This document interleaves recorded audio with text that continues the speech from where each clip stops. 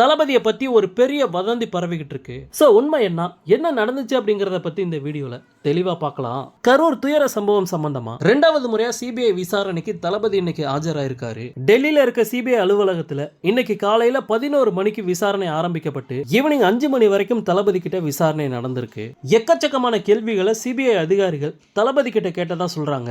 7 மணி நேரம் தாமதமா எதுக்காக கரூருக்கு போனீங்க? கூட்ட நெரிசல் ஏற்பட்டது உங்களுக்கு தெரியாதா? பஸ் மேல இருந்து பார்க்கும்போது சூழல் எப்படி இருக்கு அப்படிங்கிறது நல்லாவே தெரிஞ்சிருக்கும். நீங்களே வாட்டர் பாட்டில் எல்லாம் கொடுத்திருக்கீங்க. அப்படி இருக்கும்போது பேச்சை நிறுத்தாம எதுக்காக தொடர்ந்து பேசிக்கிட்டு இருந்தீங்க அப்படின்னு நிறைய கேள்விகள் கேட்கப்பட்டிருக்கு. ஆனா கூட்டத்தை கட்டுப்படுத்த தவறியது காவல்துறை தான். போலீசாரோட வழிகாட்டுதல் படிதான் நாங்க நடந்துகிட்டோம் அப்படிங்கிற மாதிரி தளபதி சொல்லியிருக்காரு. போன தடவை தளபதி கிட்ட விசாரணை நடக்கும்போது கரூர் கூட்ட நெரிசல் சம்பவத்துல சதி நடந்திருக்கு. சிபிஐ தான் அதை கண்டுபிடிக்கணும் அப்படின்னு தளபதி சொல்லியிருக்காரு.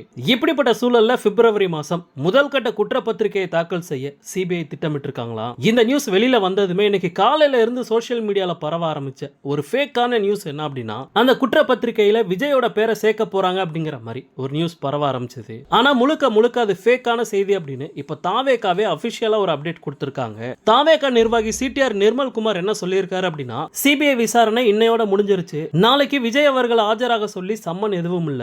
இப்படி இருக்கும்போது திமுகவை சார்ந்த பல மீடியாக்கள் வதந்திகளை பரப்பிட்டு இருக்காங்க. சிபிஐ தாக்கல் செய்ய போற குற்றப்பத்திரிகையில விஜயோட பேர் சேர்க்கப்படும் அப்படின்னு சில ஊடகங்கள் தவறான தகவலை பரப்பிட்டு இருக்காங்க. ஆனா இந்த நியூஸ் எல்லாமே முழுக்க ஒரு பொய்யான தகவல் தான். மீடியாக்கள் உண்மையா நடந்துக்கணும், உண்மையை மட்டும்தான் சொல்லணும் அப்படின்னு தாவேகா நிர்வாகி சிடிஆர் நிர்மல் குமார் ஒரு பேட்டி கொடுத்திருக்காரு. தளபதியை கைது செய்ய போறாங்க அப்படின்னு ஒரு பொய்யான செய்தியை இன்னைக்கு நாள் ஃபுல்லா பரப்பியிருக்காங்க. ஓகே நண்பா, இந்த நியூஸை பத்தி உங்களுடைய கருத்து என்ன அப்படிங்கறத கமெண்ட்ல சொல்லுங்க. தளபதியோட எல்லா அப்டேட்டுமே மிஸ் பண்ணாம பார்க்க நம்ம சேனலை சப்ஸ்கிரைப் பண்ணி சப்போர்ட் பண்ணுங்க. நன்றி.